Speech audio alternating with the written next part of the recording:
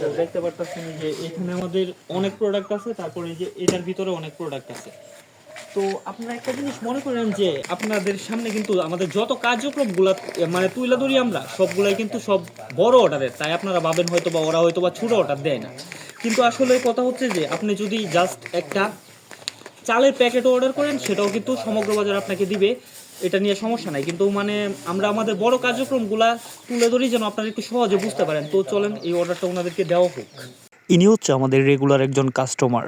ইনি সবসময় সমগ্র বাজার থেকে ১ মাসের বাজার করে থাকেন। যেহেতু সামনে রমজান মাস আসতেছে, তাই তিনি রমজানের বাজারটা একটু আগেভাগেই করে ফেলছেন। কারণ রমজানের সময় বাজারে একটা সিন্ডিকেট তৈরি হয়, অনেক জিনিসের দাম বাড়িয়ে দেওয়া হয় বা অনেক রকম সমস্যা হয়।